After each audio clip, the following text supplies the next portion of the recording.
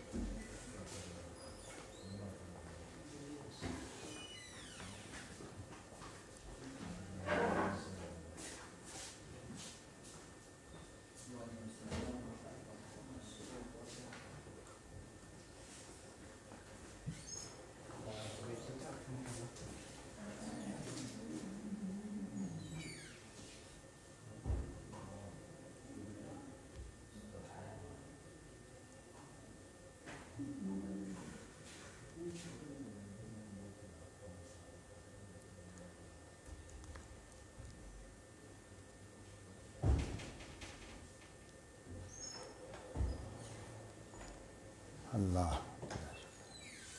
اچھا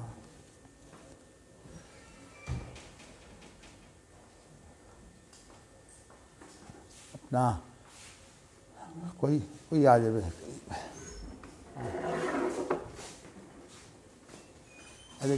پانی لے آو لیکن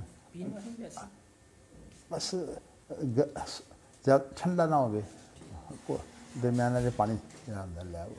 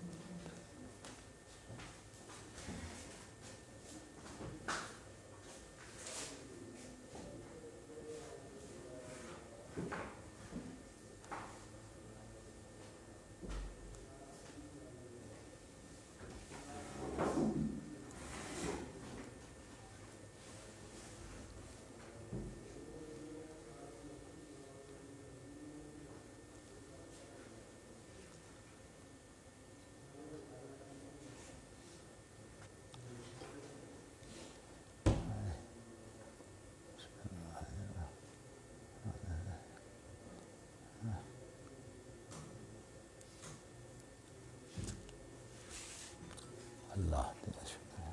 بسم اللہ الرحمن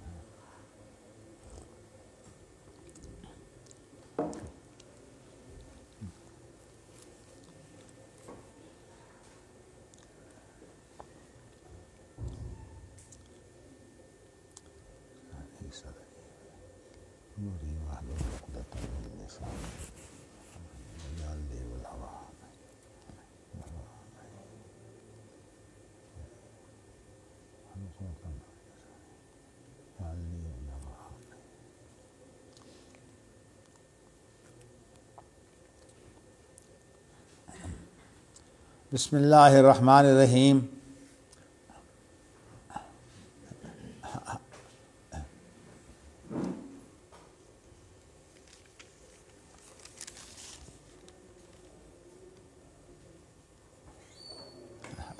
ابو سعید خدری رضی اللہ تعالیٰ عنہ کی حدیث آپ نے پڑھ لی تھی اور گزشتہ روز جو ہے وہ اس کی تائید کے لیے ایک معلق روایت جو ہے حجاج بن منہال سے ہم نے جو ہے وہ پڑھی تھی اور اس کے اندر جو یہ حدیث ہے یہ انس بن مالک کی حدیث ہے، تو اس کا ترجمہ ہو رہا تھا۔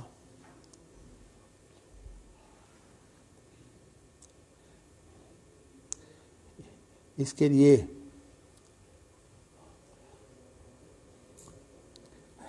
یہ جو حدیثیں آپ پڑھ رہے ہیں ان کے اندر کوئی بعض معنوی وضاحتوں کی ضرورت ہے۔ ایک تو یہ ہے کہ یہ حدیثیں شفاعت کی حدیثیں کہلاتی ہیں۔ شفاعت کے دو مرحلے ہیں۔ ایک تو شفاعت کا مرحلہ وہ ہے جب کہ میدان محشر میں تمام لوگ بہت تکلیف میں ہوں گے، سورج کے قریب ہونے کی وجہ سے جو حدت ہے وہ بہت زیادہ ہوگی، اور اس کے علاوہ جو اس بات کا انتظار ہوتا ہے کہ ہمارا کیا بنے گا، جب تک نتیجے کا اعلان نہیں ہوتا۔ آپ جانتے ہیں کہ امتحان دینے والے جو ہوتے ہیں وہ نتیجے کے معاملے میں کتنے پریشان ہوتے ہیں، یہ انسانی مزاج ہے۔ ویسے دو لفظ امتحان اور بلا یہ استعمال ہوتے ہیں آزمائش کے لیے، لیکن ان دونوں کا باہمی فرق یہ ہے کہ امتحان کے لیے وسائل مہیا کیے جاتے ہیں، آسانیاں مہیا کی جاتی ہیں، اور اس طرح سے امتحان لیا جاتا ہے۔ اور جو بلا جو امتحان ہوتا ہے نا، اس کے لیے آسانیاں نہیں ہوتی، بلکہ وہ یہ ہے کہ اس کے لیے سختیاں، مصیبتیں جو ہیں وہ انسان پر طاری ہوتی ہیں۔ اسی لیے جب فرعون بچوں کو قتل کرتا تھا تو اس کے لیے بلاء عظیم سے اسے بیان کیا ہے۔ اور ویسے جو دنیاوی زندگی ہے اس کے اندر اللہ کی طرف سے اتنی آسانیاں ہیں، تو ان آسانیوں کی وجہ سے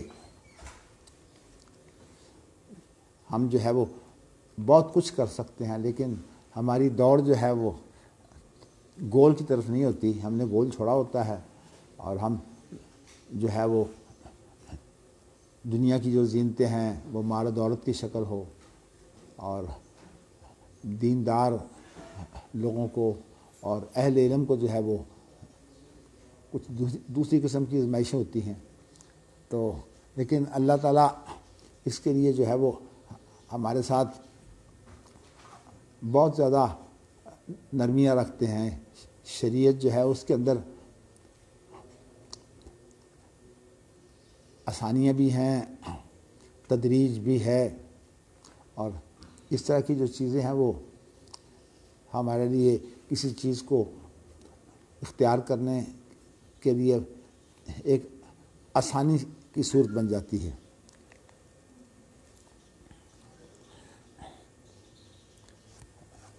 ویسے تو اس حدیث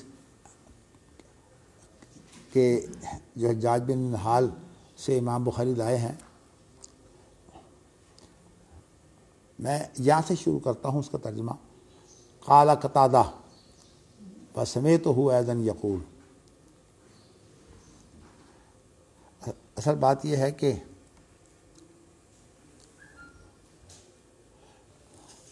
قتادہ جو ہیں وہ تابعی ہیں۔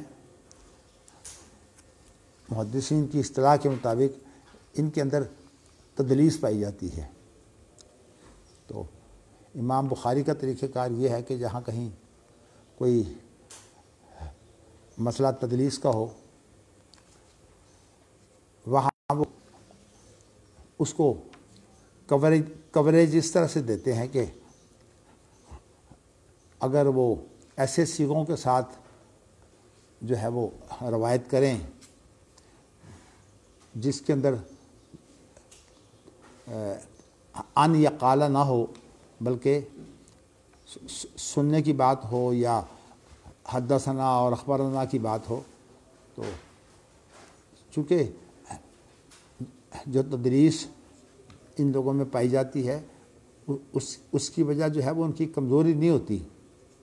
تدریس کے اندر جو ہے نا اصل جو مصیبت ہے وہ تدریس التصفیہ ہے، اور وہ اصل میں یہ ہوتی ہے کہ ایک ایسے آدمی کو جو سکا نہیں تھا، جو اس کو چھوڑ دیا جائے۔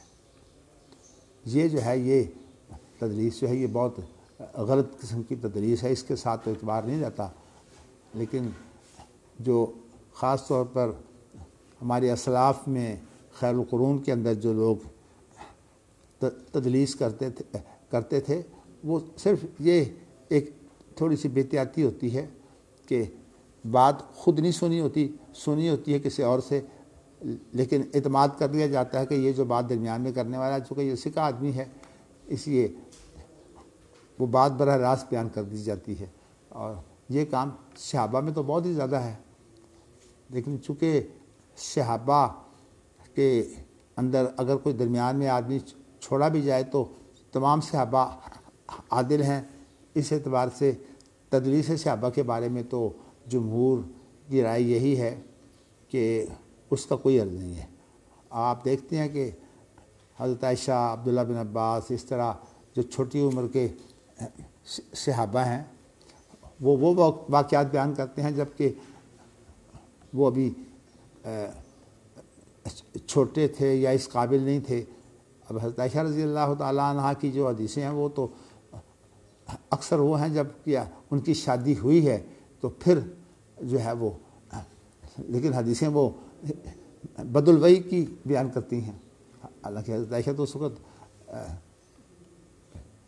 شاید پیدا بھی نہیں ہوئی تھی، یعنی بلکہ پکی بات ہے کہ وہ اس وقت پیدا نہیں ہوئی تھی۔ اس طرح عبداللہ بن عباس، نبی اکرم صلی اللہ علیہ وسلم کی وفات کے وقت ان کی عمر ساری 13 سال تھی۔ اسامہ بن زید کی صورتحال بھی یہ ہے کہ ان کی عمر 17 سال تھی۔ تو ایسے صحابہ جب حدیثیں بیان کرتے ہیں تو اس کے اندر اکثر جو وہ صحابہ جو شریک واقعہ ہوتے ہیں ان سے جب سنتے ہیں تو اس کو جو ہے وہ اس آدمی کو چھوڑ دیتے ہیں جس نے ان کو بیان کیا ہے۔ لیکن جو میں بتا چکا ہوں کہ معمولات زندگی کے اندر یہ چیزیں بڑی عام ہیں کہ اب ایک آدمی جو ہے وہ بات مجھ سے براہ راست نہیں سنتا، اس نے کسی میرے شاگرد سے بات سنی ہے، لیکن وہ یہ کہہ دے گا کہ بھئی مدنی صاحب نے یوں کہا، تو یہی تدریس ہوتی ہے۔ تو کہنے کا مقصد یہ ہے کہ جس طرح صحابہ کے اندر اس طرح کی تدریس پائی جاتی ہے، اسی طرح جو ہے وہ تابعین کے اندر بھی جو ہے وہ ایسے لوگ موجود ہیں، بلکہ تبع تابعین کے اندر ایسے لوگ موجود ہیں، اور بڑے بڑے جو ہیں وہ امام ہونے کے باوجود ان کے اندر یہ چیزیں پائی جاتی ہیں۔ تو اس لیے ان کے بارے میں جو ہے وہ امام بخاری نے یہ اہتمام کیا ہوا ہے کہ ان کی زمانہ ایک ہونا کافی نہیں ہے، بلکہ ان کی اگر ملاقات ثابت ہو، اور اسی طرح اگر کوئی ایسے لفظ آ جائیں کہ انہوں نے وہ روایت میں وہ لفظ بولے ہوں جو سماع کے متعلق بولے جاتے ہیں، جیسے سمیتوں کا لفظ ہے یا حدثنا یا اخبرنا یا انبانا وغیرہ کے الفاظ ہیں، تو پھر ان کی جو ہے وہ تدلیس نہیں ہوتی۔ اب یہ قتادہ کا بھی یہی مسئلہ ہے، اسی لیے امام بخاری نے جو ہے اس کے اندر جو بیان کیا قال قتادہ تو وسمیتہ ایضا، تو یہاں امام بخاری کے دو مقاصد ہیں۔ ایک تو کچھ الفاظ کا اضافہ کرنا ہے امام بخاری کو، یعنی کچھ بعض چیزیں نئی ہیں جو قتادہ نے بیان کی ہیں، اور دوسرا یہ ہے کہ یہ لفظ سماع سے یہ بیان کیا ہے کہ انہوں نے خود سنا ہے، اور یہاں کوئی درمیان میں کوئی ایسا آدمی نہیں جو گرا ہوا ہے۔ تو وہ کہتے ہیں کہ نبی اکرم صلی اللہ علیہ وسلم نے یہ فرمایا کہ فَأُخْرِجُهُم مِّنَ النَّارِ، میں نکلوں گا اور ان کو آگ سے نکالوں گا۔ اچھا، ایک بات جو میں نے ابتدا میں آپ سے کہی کہ احادیث کے اندر ایک تو وہ صورتحال ہے جب کہ ابھی حساب و کتاب نہیں ہوا تھا، اور اس کے بعد پھر چونکہ شفاعت کی حدیثیں ہیں، وہ چیزیں بھی امام بخاری لے آئے ہیں، جب کہ حساب و کتاب ہونے کے بعد جو ہے وہ لوگ جو ہیں وہ جہنم میں چلے جائیں گے۔ تو چونکہ سفارش جو ہے وہ جہنم میں بھی جو گئے ہوئے لوگ ہیں ان کے بارے میں بھی ہوگی، اور وہ تو بہت ہی اہم ہوگی، اس لیے کہ جو تکلیف میدان محشر میں تھی، جہنم کی تکلیف تو اس سے بہت بڑی تکلیف ہے۔ میدان محشر کی تکلیف جو کچھ بھی ہے وہ ایک بوجھ ضرور ہے، لیکن جہنم کی تکلیف تو ایسی تکلیف نہیں ہے جو وہ ہلکی تکلیف ہو۔ تو اس اعتبار سے جو ہے وہ جہنم میں چلے جائیں گے، اور صورتحال بھی یہ ہے کہ اس کا وقفہ کتنا لمبا ہوگا، 50,000 سال کا دن ہے۔ ہمارے ہاں تو ہم 20-30 سال بھی کسی چیز کا صبر نہیں کر سکتے۔ ہماری عمریں جو ہیں ان کے اندر میرے خیال میں 20-30 سال ایسے ہوتے ہیں جو انسان کی ٹھیک ٹھاک عمر ہوتی ہے اگر صحت مند بھی ہو، وہی جو جوانی کے ہوتے ہیں۔ 25 سال تک تو تقریباً انسان کو جو ہے وہ زیادہ اپنا ہوش ہوتا ہی نہیں، بڑوں کے جو ہے وہ رحم و کرم پر ہوتا ہے۔ پھر اس کے بعد آپ 25 سال سے آگے لے جائیں تو یہی 50-55 سال کی عمر تک جو ہے وہ کوئی ٹھیک ٹھاک انسان رہتا ہے۔ اس کے بعد پھر بڑھاپے کا زوال جو ہے وہ شروع ہو جاتا ہے، اور اللہ تعالیٰ نے جو ہے وہ یخلف بعضهم بعضا کی جو بات ہے نا، یہ ہمارا ایک نظام ہے، اور اسی لیے انی جاعل فی الارض خلیفہ کی جو متفق علیہ تفسیر ہے وہ یہی ہے کہ انسانوں کے اندر یہ بات ہوگی یخلف بعضهم بعضا، کہ پہلے آتے ہیں، پھر وہ کمال سے گزر کر پھر زوال کی صورت میں، پھر اس کے بعد خاتمہ ہے، اور پھر اس کے بعد وہ لوگ آتے ہیں نئے، وہ نئی امیدوں میں آتے ہیں، وہ سمجھتے ہیں کہ جانا تو انہوں نے تھا، ہمیں تو جانا ہی نہیں۔ اور جب تک انسان جو ہے وہ یا تو بیمار نہیں ہوتا دنیا کی، اور یا یہ ہے کہ وہ بوڑھا نہیں ہوتا، اس وقت تک انسان کی امیدیں جو ہیں وہ بڑی لمبی چوڑی ہوتی ہیں۔ اور اس کے بعد بھی انسانی طبیعت کی یہ کمزوری ہے کہ بوڑھا بھی ہو جائے تو دو چیزیں پھر بھی جو ہیں وہ انسان کے اندر بڑی زوردار رہتی ہیں، یشیب ابن آدم و یشب فیہ الخصلتان، آدم کا بیٹا بوڑھا ہو جاتا ہے لیکن دو چیزیں اس کی جوان رہتی ہیں، الحرص و طول الامل، ایک تو لالچ اور دوسرا لمبی امید۔ حتیٰ کہ بیمار ہو کر بھی اس چیز کی طرف بہت توجہ ہوتی ہے کہ ڈاکٹر جو ہیں وہ بڑے ماہر ہیں، اس لیے علاج ہو جائے گا، بلکہ خطرناک سے خطرناک بیماریاں جو ہیں ان کے بارے میں بھی کیونکہ ایسی مثالیں موجود ہیں کہ اللہ تعالیٰ جو ہے وہ ان بیماریوں سے بھی لوگوں کو صحت دیتے ہیں۔ تو اس طرح سے یہ امید جو ہے یہ انسان کی حالت سنورنے نہیں دیتی۔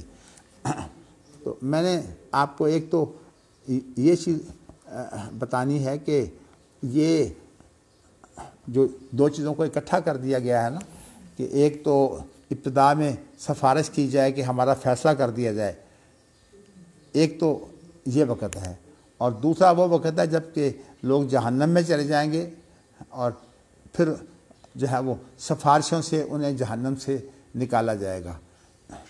اور ویسے تو سفارشیں جو ہیں وہ جنت میں بھی چلیں گی، اس لیے کہ جنت کے اندر بھی مرتبوں کا درجوں کا جو فرق ہے اس کے اندر جو ہے وہ سفارشیں ہوں گی۔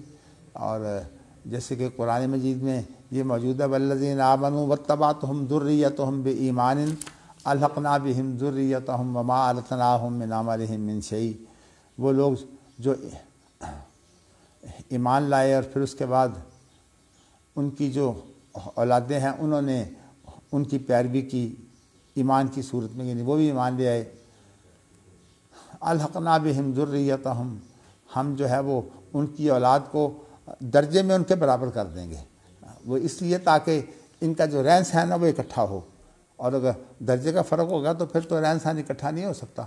تو اس لیے اللہ تعالیٰ یوں کریں گے کہ ان کو اس لیے اکٹھا کر دیں گے تاکہ ان کو یہ تکلیف نہ ہو کہ ہماری اولاد یا ماں باپ جو ہیں وہ الگ ہیں۔ تو اللہ تعالیٰ جو ہے وہ الحقنا بہم ذریتہم وما علتناہم من عملہم من شیء، ہم اولاد کو ساتھ ملا دیں گے اور یہ نہیں کریں گے کسی کا درجہ کم کریں، جس کا درجہ کم ہے اس کا درجہ جو ہے وہ بڑھا دیں گے۔ تو یہ چیزیں جو ہیں یہ موجود ہیں۔ اچھا چلیے، میں نے اس لیے آپ کو بتایا کہ احادیث شفاعت کے اندر یہ جو دو چیزیں اکٹھی نظر آتی ہے، نہ سمجھا جائے کہ یہ ایک ہی زمانہ ہے، 50,000 سال کا دن ہے، اس لیے ابتدا میں تو فیصلے کے لیے سفارش ہوگی، پھر بعد میں وہ سفارشیں ہوں گی جو زیادہ جن کا ذکر آتا ہے جہنم کے حوالے سے، کہ جہنم میں جو لوگ گر جائیں گے پھر اس کے بعد جو ہے وہ ان کو نکالا کیسے جائے گا۔ اچھا جی، تو قتادہ یہی بیان کرتے ہیں کہ نبی اکرم فرماتے ہیں کہ میں اٹھوں گا یا نکلوں گا تو میں ان لوگوں کو جو ہے وہ جہنم سے نکال کر جو ہے وہ جنت میں داخل کروں گا۔ اس کی تفسیر وہی ہے کہ نبی اکرم صلی اللہ علیہ وسلم جو ہے وہ اللہ کے سامنے گر کر جو ہے وہ اتنی تعریفیں کریں گے کہ ان تعریفوں کے بارے میں نبی اکرم صلی اللہ علیہ وسلم کہتے ہیں آج میں نہیں جانتا کہ وہ میں کیا کیا اللہ سے کہوں گا، لیکن جو بھی صورتحال انسان کو جب پیش آتی ہے تو اس وقت، لیکن آپ یہ دیکھیے کہ ان کا ہمارے ساتھ پیار کتنا ہے کہ خود تو نجات پا گئے اور ہمارے لیے جو ہے وہ سفارشیں کر رہے ہیں، حالانکہ ہم نے کتنی جرت سے گناہ کیے ہوتے ہیں۔ اب یہی وہ وجہ ہے کہ نبی اکرم صلی اللہ علیہ وسلم سے ہم پیار کریں اور پھر ہم جو ہے وہ جو ہماری فکر کے اندر جو ہے وہ خود اپنے آپ کو بھی جو ہے وہ تباہ کرنے کے لیے تیار ہیں۔ فلا اللہ کا باقی النفس کا اللہ یکون مومنین، شاید تو اپنے آپ کو تباہ کر لے اس بات پر کہ یہ لوگ ایمان کیوں نہیں لاتے۔ تو اتنا پیار کرنے والا شخص جو ہے اس کا ایک حق ہے کہ ہم اس کے لیے کم از کم دعائیں کریں۔ ایک تو درود کو زیادہ سے زیادہ پڑھا جائے، اور دوسرا اس درود کے اندر جو ہے اس کے بعد جو یہ خاص طور پر جو اذان کی دعا ہے اس کے اندر بڑی اہمیت ہے کہ اس کے اندر مقام محمود کا بھی ذکر ہے، اور مقام محمود تو وہ ہے جہاں آپ سفارش کریں گے گر کر، اور دوسرا جو ہے اس کے اندر وسیلے کا بھی ذکر ہے، اور وسیلے سے مراد نبی اکرم صلی اللہ علیہ وسلم کا وہ مرتبہ اور مقام ہے جو جنت کے اندر آپ کو دیا جائے گا، یعنی اس کا نام وسیلہ ہے۔ تو دونوں کے بارے میں دعا ہے، تو اس لیے نبی اکرم صلی اللہ علیہ وسلم کے لیے جو درود ہے اس کا بہت اہتمام کرنا چاہیے۔ تو درود کے بارے میں یہ نہ سمجھا جائے کہ یہ کوئی نبی اکرم صلی اللہ علیہ وسلم کا کمال ہے، حقیقت یہ ہے کہ درود کے معنی یہ ہے کہ ہم ان کے لیے دعا کرتے ہیں، یہ نہیں ہے کہ ہم ان سے کچھ مانگتے ہیں۔ بعض لوگ یہ سمجھتے ہیں کہ درود کے معنی جو ہے وہ محمد صلی اللہ علیہ وسلم سے کچھ مانگنا ہے، اسی لیے انہوں نے یہ الفاظ جو ہیں یہ اپنے پاس سے نکال لیے ہیں، الصلاۃ والسلام علیک یا رسول اللہ، یعنی انہوں نے جو ہے وہ یعنی اللہ کی بجائے انہیں پکارنا شروع کر دیا ہے۔ حالانکہ درود کا معنی یہ نہیں ہے، درود تو یہ ہے کہ صلی اللہ علیہ وسلم، تو خیر بہت مختصر ہے، اللہم صلی علی محمد وعلی آل محمد، یہ اصل میں اللہ سے دعا ہے کہ نبی اکرم صلی اللہ علیہ وسلم کو جو ہے وہ دنیا کے اندر وہ مقبولیت دی جائے جو حضرت ابراہیم اور ان کی اولاد کو حاصل ہے۔ تو یہاں ویسے اس کے اندر آپ کا مشن اور آپ کی مقبولیت، کامیابی، اس کا تقابل ہے، یہاں ویسے اس مرتبے کا تقابل نہیں ہے کہ کہا جائے کہ ابراہیم علیہ السلام کا مرتبہ جو ہے وہ محمد صلی اللہ علیہ وسلم سے زیادہ ہے۔ یہ اصل میں مقبولیت جو ہے اس کی وجہ سے جو ہے وہ اس کا مقابلہ ہے کہ حضرت ابراہیم کو جو مقبولیت ملی ہے نا، آپ دیکھیے کہ اب محمد صلی اللہ علیہ وسلم کی امت تو آپ کی امت ہے، لیکن جو یہود و نصارہ ہیں حضرت ابراہیم کو وہ بھی مانتے ہیں۔ بعض لوگوں نے تو خیر تاریخی طور پر تجزیہ کرتے ہوئے یہ بھی کہہ دیا کہ یہ جو ہندو ہیں برہمن جو ہے یہ برہمن بھی حضرت ابراہیم سے نکلا ہے۔ تو مطلب یہ ہے کہ ویسے اس میں تو کوئی شبہ نہیں ہے کہ حضرت ابراہیم کی مقبولیت جو ہے وہ محمد صلی اللہ علیہ وسلم سے زیادہ ہوئی ہے، اور لیکن نبی اکرم صلی اللہ علیہ وسلم کی اب امت کا پھیلاؤ ہی اتنا ہے، ایک تو پوری انسانیت ہے، پھر تا قیامت ہے، آہستہ آہستہ مقبولیت اتنی ہو جائے کہ حضرت ابراہیم علیہ السلام کی جو مقبولیت تھی، تو اسی لیے ہم تو یہی سمجھتے ہیں کہ درود کے ذریعے سے آپ کو وہ مقام مل جائے گا، وہ مقبولیت مل جائے گی جو حضرت ابراہیم کو حاصل ہے۔ اللہ اکبر۔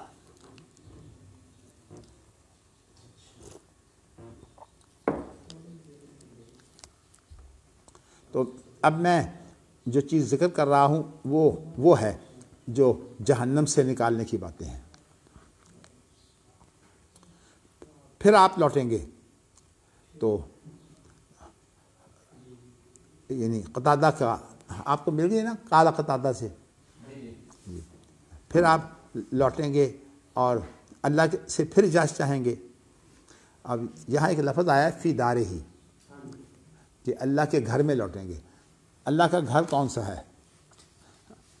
ہم تو فوراً ہماری ذہن اپنے گھروں کی طرف چلا جاتا ہے، جیسے کوئی ہم اپنے گھروں کے اندر جو ہے وہ ایک چھت ہوتی ہے اس میں رہتے ہیں جی، لیکن یہاں دار ہی سے مراد یہ نہیں ہے۔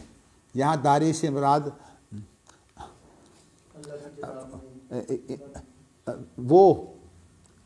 وہ ہے جہاں اللہ تعالیٰ کو اللہ کا استقرار ہے، جہاں یعنی استوا کے علاوہ استقرار کے معنی بھی ایک اطمینان کا جو ہوتا ہے نا ٹھہراؤ، استقرار اس کو بولتے ہیں۔ تو اللہ تعالیٰ کا جو عرش کے اوپر استقرار ہے وہ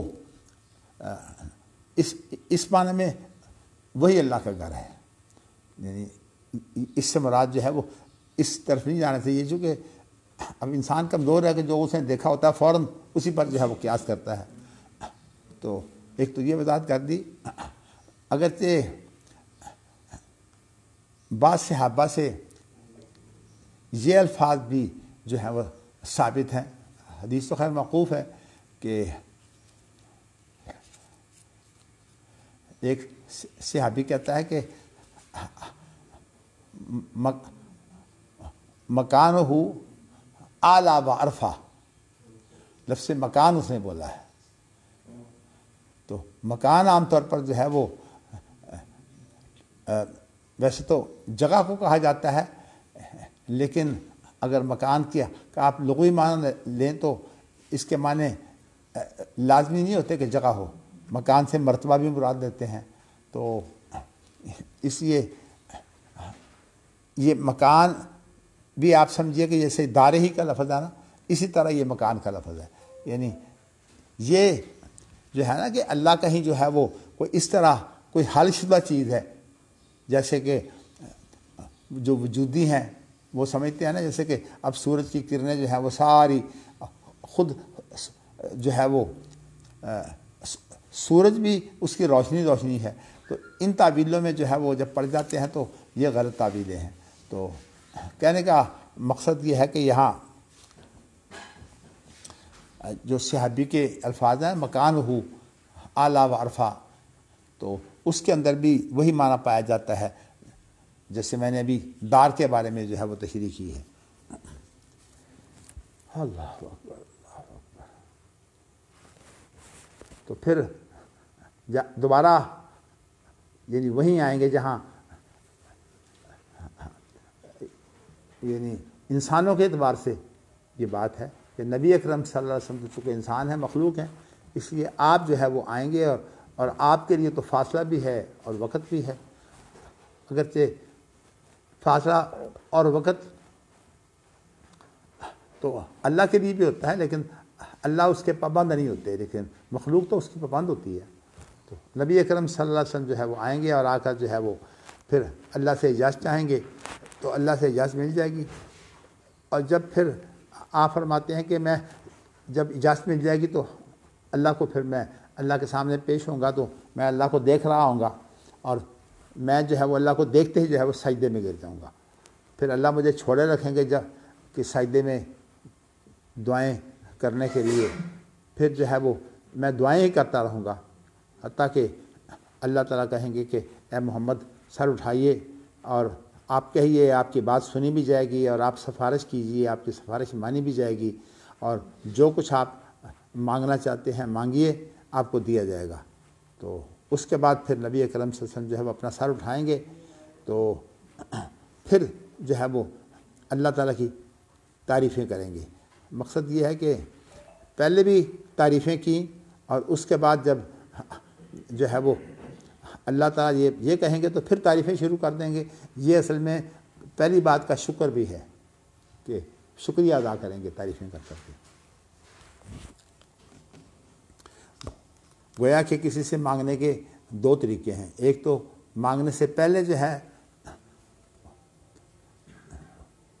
جو ہے وہ ایسے حالات پیدا کیے جائیں کہ انسان کا مانگنا جو ہے اس کی اہمیت بن جائے اور جب انسان کو کچھ مل جائے تو اس کے بعد پھر اس شکریہ بھی ادا کرنا چاہیے.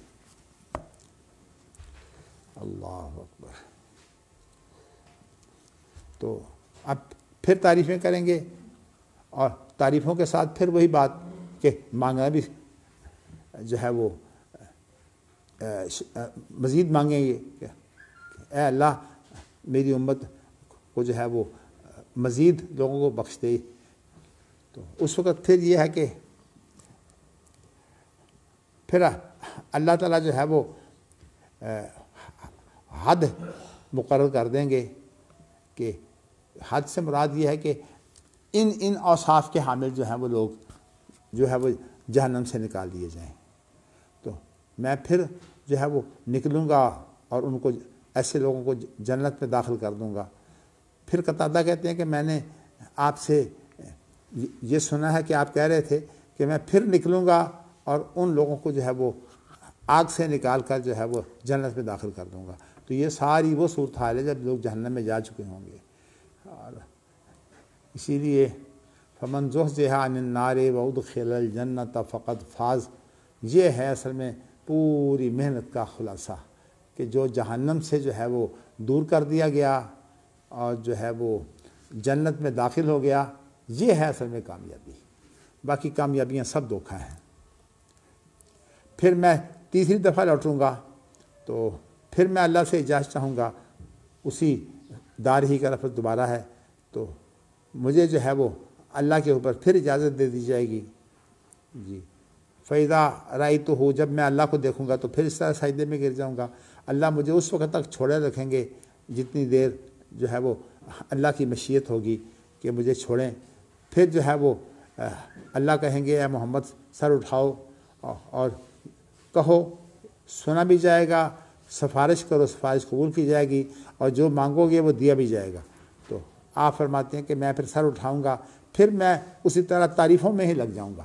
تو یہ اصل میں ساری تعریفیں جو ہیں اس کے اعتبار سے نبی اکرم صلی اللہ علیہ وسلم جو ہے وہ مقام محمود جو ہے وہ جگہ ہے جس کی اس کا نام ہی محمود پڑ گیا ہے, اس لیے کہ نبی اکرم صلی اللہ علیہ وسلم جو ہے وہ اتنی زیادہ اللہ تعالیٰ کی تعریفیں کریں گے کہ جب کہیں کوئی چیز جو ہے وہ زیادہ ہو جائے تو پھر اس جگہ کا نام ہی جو ہے وہ ایسا بن جاتا ہے, ایسا پڑ جاتا ہے. پھر اس کے بعد قتادہ یہ بیان کرتے ہیں کہ ایک حد میرے لیے اور مقرر کر دی جائے گی. سب یہاں اب وہ تصریحات نہیں ہیں کہ کون سے اوصاف یہاں مراد ہیں, لیکن ویسے یہ ہے کہ بعض حدیثوں میں 3 دفعہ جو ہے وہ آپ کا بار بار آنا اور اللہ کی تعریفیں کر کے پھر جو ہے وہ حد مقرر کی جائے گی تو نکالنے کی بات ہے. تو اور بعض حدیثوں میں آپ پڑھیں گے 4تھی دفعہ جو ہے وہ پھر آپ کی تعریفوں کا جو معاملہ ہے وہ بھی ہے. قال قتادہ، تو پھر قتادہ کہتے ہیں کہ میں نے آپ سے سنا کہ آپ کہہ رہے تھے میں پھر نکلوں گا اور ان کو جو ہے وہ نکل کر آگ سے نکال کر جو ہے وہ جنت میں داخل کروں گا۔ اچھا، اب یہ ہے کہ حتیٰ ما یبقى فی النار الا من حبسہ القرآن، آگ میں پھر صرف وہ لوگ رہ جائیں گے جن کو جو ہے وہ قرآن نے روک رکھا ہے۔ اب قرآن نے روک رکھا ہے، اس سے مراد کیا ہے؟ یعنی جس پر جو ہے وہ ہمیشگی واجب ہے۔ اب یہ آپ اونگ میں نہ جائیے، یہ مسئلہ بڑا اہم آ رہا ہے، جن پر ہمیشگی واجب ہے۔ اور پھر جو ہے وہ قتادہ نے یعنی جو بات بیان کی کہ نبی اکرم صلی اللہ علیہ وسلم نے پھر جو ہے وہ یہ آیت پڑھی، عسیٰ ان یبعثک ربک مقاما محمودا، تو اور یہ فرمایا کہ وَهَذَا الْمَقَامُ الْمَحْمُودُ الَّذِي وَعِدَهُ نَبِيُّكُمْ، یہ وہی مقام محمود ہے جس کا وعدہ نبی اکرم صلی اللہ علیہ وسلم کو دیا گیا ہے۔ آپ کو پتہ ہے کہ نبی اکرم صلی اللہ علیہ وسلم کی 2 دعائیں جو ہیں دنیا میں قبول کر دی گئیں، اور تیسری دعا جو ہے وہ آپ کی قبول نہیں کی گئی، جو خاص طور پر امت کے اندر افتراق، اختلافات، جھگڑے، اور اسی وجہ سے جو ہے وہ عام طور پر جو جتنی تباہی مچتی ہے وہ ساری آپس کے جھگڑوں میں مچتی ہے، کہ جو صلاحیتیں جو ہیں وہ مثبت طور پر دنیا کے اندر ترقی کے لیے استعمال ہونی چاہیے، وہ آپس میں رشتہ دار خاص طور پر جن کو آپس میں زیادہ واسطہ ہوتا ہے، وہ اپنی صلاحیتیں جو ہے وہ ایک دوسرے کے خلاف استعمال کر کے جو ہے وہ تباہی مچاتے ہیں۔ تو لیکن اللہ تعالیٰ نے یہ جو تیسری دعا قبول نہیں کی، اس کے بدلے میں کہا کہ قیامت کے دن جو ہے وہ تم سفارش کر لینا۔ تو نبی اکرم صلی اللہ علیہ وسلم کی یہ جو تیسری دعا جو ہے وہ قیامت کے لیے رکھی ہوئی ہے نا، اب اس کی وجہ سے نبی اکرم صلی اللہ علیہ وسلم جو ہے وہ قیامت کے روز جو ہے وہ یہ اپنی یعنی مطلب امت کو بخشوائیں گے۔ ویسے تو میں آپ کو یہ بیان کر چکا ہوں، لیکن اس حدیث میں عام طور پر بڑا مغالطہ ہوتا ہے کہ اللہ نے رحمت کے 100 حصے کیے ہیں، ایک حصہ جو ہے وہ دنیا میں رکھا ہے اور 99 حصے جو ہیں وہ قیامت کے دن کے لیے رکھے ہیں۔ تو اب اس رحمت سے مراد کیا اللہ کا وصف ہے یا اللہ کی مخلوق ہے؟ جو احادیث کے اندر جو الفاظ ہیں وہ یہ ہے کہ اللہ نے 100 رحمتیں پیدا کی ہیں، لفظ وہاں تخلیق کا ہے کہ 100 رحمتیں جو ہیں وہ اللہ نے پیدا کی ہیں۔ تو اس کا مطلب یہ ہے کہ یہ جس رحمت کی تقسیم ہو رہی ہے یہ اللہ کی مخلوق رحمت ہے، یہ اللہ کا اپنا وصف نہیں ہے۔ تو مخلوق رحمت کی جو بات ہے وہ اس کے لیے پھر اس کی توجیہ یہ بیان کی گئی ہے کہ ایک حصہ رحمت کا تو دنیا کے اندر مخلوق آپس میں یہ جتنی بھی ایک دوسرے کے ساتھ حسن سلوک، محبتیں، حتیٰ کہ ماں باپ کی محبتیں، یہ جو ایک دیوانگی کی شکل ہے جس کو آپ عشق کہتے ہیں، جس کے اندر انسان دیوانہ ہی ہو جاتا ہے، یہ ساری کی ساری محبتیں جو ہیں یہ ایک رحمت کا آپ سمجھ لیجئے وجود ہے۔ اور قیامت کے دن جو ہوگی یہ بھی مخلوق کی بامی رحمت ہے، کیونکہ اللہ کی مخلوق ہے نا، تو یہ رحمت جو ہے یہ مخلوق کو دی جائے گی۔ اور یہ جتنی بھی سفارشیں ہیں، اور سفارشیں ذکر تو ویسے نبی اکرم صلی اللہ علیہ وسلم کی سفارش کا ہے، لیکن آپ کی سفارش کے بعد سفارش کے دروازے کھل جائیں گے تو بڑے بڑے لوگ پھر سفارش کے لیے آئیں گے، اور یہاں جو ہے وہ ایسی سفارشیں بھی ہوں گی کہ کسی نے کسی کے ساتھ مثلا کسی نے کسی کو وضو کروا دیا اس کی بھی سفارش ہوگی۔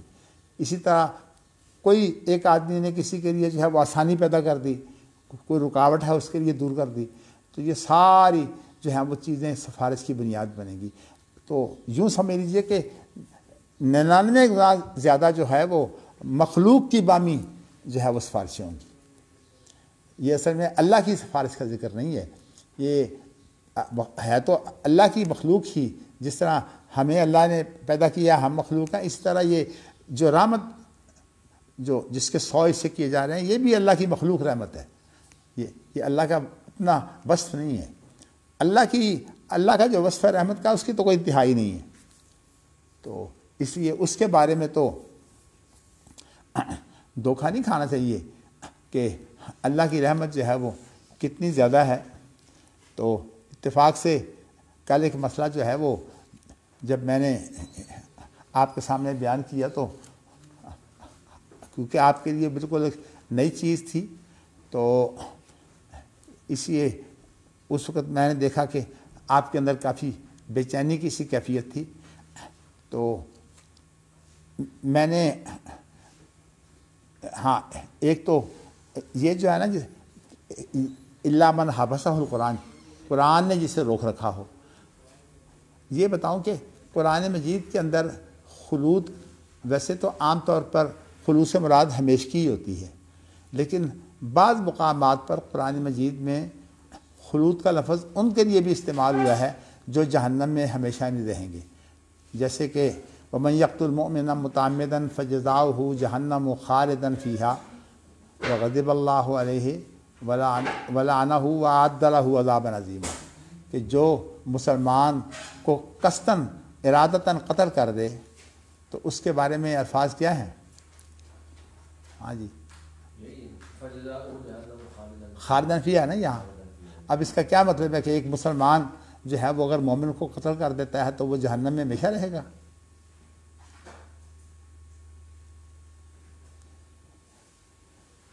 اس کا مفہوم واضح ہے کہ یہاں خالداً فیہا سے مراد جو ہے وہ اس سے مراد یہ نہیں ہے کہ وہ ہمیشہ جہنم میں رہے گا، بلکہ اس کی مزید تشریح اگر چاہتے ہیں تو قرآن مجید میں جو ہے وہ جہاں شقی اور سعید کی بات ہوئی ہے، یہ سورۃ یوسف سے پہلے جو سورت ہے وہ یونس ہے نا، تو یونس کے اندر جو ایک لفظ ہے، ذرا آپ پڑھیے نا پیچھے سے، اس کے اندر لفظ ہے ما دامت السماوات والارض، وہاں لفظ خالدین کا لفظ بھی ہے، اور ساتھ اس کے بعد لفظ ہے ما دامت السماوات والارض۔ دوبارہ پڑھیے، فاما الذین شقوا فی النار، ہاں ما دامت السماوات، ہاں جی، صورت خال یہیں سے ہوتا ہے نا، وَأَمَّا الَّذِينَ سُعِدُوا فَفِي الْجَنَّةِ خَالِدِينَ فِيهَا، ہاں یہاں تو یہ ہے نا۔ اچھا اس کے بعد پھر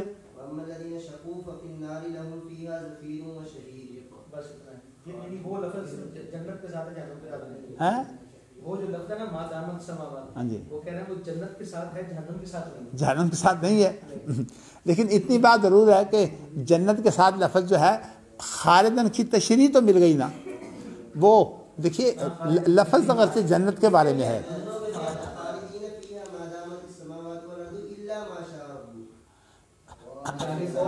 میں الا ما شاء ربک جو ہے وہ اب اللہ کی مشیت پر ہے، لیکن سوال یہ پیدا ہوتا ہے کہ ما دامت السماوات والارض جو ہے وہ ایک جگہ تو ایک مدت تو ہو گئی نا۔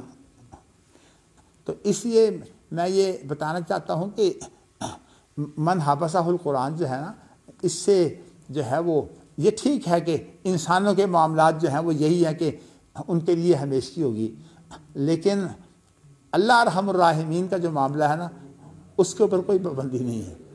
تو اسی لیے میں نے جو ہے وہ اس چیز پر جو ہے وہ جب غور کیا تو اللہ جزائے خیر دے مصطفیٰ صاحب کو، انہوں نے مجھے بھائی آپس میں بات نہ کریں، میرے ساتھ کریں، تو میں نے وہ تمام حدیثیں خاص طور پر جو دیکھی ہیں تو میرا اس میں یہ ذہن بنتا تھا کہ ایک تو اللہ ارحم الراحمین ہے، اور اللہ کی رحمت کا تو کوئی حساب کتاب ہی نہیں ہو سکتا، اس لیے کہ میں نے بتایا کہ انسانوں کی جو ہے وہ رحمت کا تو حساب و کتاب ہو گیا کہ قیامت کے دن 99 حصے اور ایک حصہ دنیا کا، یہ سفارشوں کی صورت میں اور محبتوں کی صورت میں جو ہے وہ یہ کام تو سامنے آ گیا، لیکن اللہ کی رحمت کی کوئی انتہا نہیں ہے۔ تو جس کی رحمت کی کوئی انتہا نہیں ہے اس کے بارے میں یہی بات بہتر ہے کہ آپ یہ کہیں کہ جی ہمیں نہیں پتہ، وہی کہ ہم ولا تقف ما لیس لک بہ علم جو ہے اس کا تقاضا یہ ہے کہ ہمیں نہیں پتہ ارحم الراحمین، لیکن یہ جو لفظ ہے نا احادیث میں کہ اب جو ہے وہ ارحم الراحمین کے لیے جو ہے چھوڑ دو، یہ لفظ جو ہے وہ بڑے ہی عام ہیں، ایک امید کو پیدا کرتا ہے، ہاں جی، بہت بڑی امید پیدا کرتا ہے، بہت بڑی امید پیدا کرتا ہے وہ۔ تو اس لیے لیکن اس میں ایک نقطہ جو ہے وہ بڑا اہم ہے جس کو سوچنا چاہیے، وہ یہ ہے کہ اگر ایک شخص اللہ کو مانتا ہی نہ ہو، اللہ کو ایک شخص مانتا ہی نہ ہو تو اس پر کیا رحم ہوگا؟ تو اس لیے میں آپ کو بتانا چاہتا ہوں کہ ایک شخص جو ہے وہ اپنی ماں کو مانتا ہی نہیں کہ کوئی ماں ہے، اب یہ ٹھیک ہے کہ ویسے ماں کی محبت کا تو تقاضا یہ ہوتا ہے کہ وہ نہ بھی مانتا ہو تو کسی بچے کو تکلیف میں نہیں دے سکتی، لیکن ویسے یہ ہے کہ بڑوں کے لیے یہ بڑا دکھ ہوتا ہے، باپ کو بھی بڑا دکھ ہی ہوتا ہے کہ کوئی بیٹا جو ہے وہ باپ کو مانے ہی نہیں، اور باپ بوڑھا ہو اور وہ بیٹا جوان ہو اور وہ اپنی طاقت کی وجہ سے جو ہے وہ باپ پر زیادتی بھی کرے، تو یہ چیزیں جو ہیں یہ باپ کے لیے بڑا دکھ ہوتا ہے۔ اس لیے اس طرح ماں کی عام طور پر مثال دی جاتی ہے نا، تو وہ بلکہ ایک واقعہ جو ہے وہ اشارہ کر دیتا ہوں، کہتے ہیں کہ ایک لڑکا جو تھا وہ جوانی جب اٹھتی ہے تو دیوانی ہوتی ہے، تو وہ ماں کی جو ہے وہ پرواہ نہیں کرتا تھا، چونکہ مائیں ویسے کمزور ہوتی ہیں، اس کو پرواہ کوئی نہیں تھی۔ تو ایک دفعہ ایسا ہوا کہ وہ ماں تو گھر میں تھی، تو اس کے بیٹے کو جو ہے وہ کچھ اس کے لوگوں نے پکڑ کر جو ہے اسے مارنا شروع کیا، تو اس کے منہ سے نکل گیا ہائے اماں، ہائے اماں، تو ماں جو ہے وہ گھر سے نکل کر بھاگی ہوئی آئی، انہوں نے سمجھا کہ اب یہ ہم سے لڑے گی، تو آخر کہتی ہے تالا اللہ بھلا کرے کہ تو سیدھے منہ تو ماں کٹواتا ہے، یہ تو میں ماں نہیں کہنا۔ حقیقت یہ ہے کہ انسان جو ہے، میں آپ کو بیان نہیں کر سکتا، ایسے ایسے واقعات اب ماشاء اللہ دیکھیے نا، اتنی عمر گزارنے کے ساتھ پتہ نہیں کیسے کیسے واقعات جو ہے وہ ہر قسم کے حالات سے میں گزرا ہوں، اور مجھے نام تو لینا مناسب نہیں ہے۔ ہمارے ہاں ایک شخص ملازم تھا، کافی عرصہ ملازم رہا، تو اس کا بڑا بھائی تھا، تو حقیقت یہ ہے کہ جب انسان جو ہے وہ طاقت ملتی ہے تو کس طرح دیوانہ ہوتا ہے۔ اس نے اپنی ماں کو مارا، ماں کو اس نے مارا، تو ماں کہتی ہے کہ تو مجھے مارتا ہے، میں نے تو تجھے جنم دیا ہے۔ اب حقیقت یہ ہے کہ جو الفاظ ہیں وہ بڑے خطرناک الفاظ ہیں۔ وہ کہتا ہے کہ تو میں نے جنم نہیں دیتا، تو چسکا لے ہے۔ اب دیکھیں انسان جو ہے کتنا بڑا شیطان ہے، اس لیے آپ جہنم کتنا سخت ہے جب انسان جو ہے وہ اپنی طاقت میں گھمانے میں ہوتا ہے، اسے قطعاً اللہ یاد نہیں ہوتا۔ اب یہ کتنے خطرناک الفاظ ہیں۔ پھر بعد میں جو ہے وہ بہت جلدی کوئی اس کا حادثہ ہوا، اس میں مر بھی گیا۔ وہ جو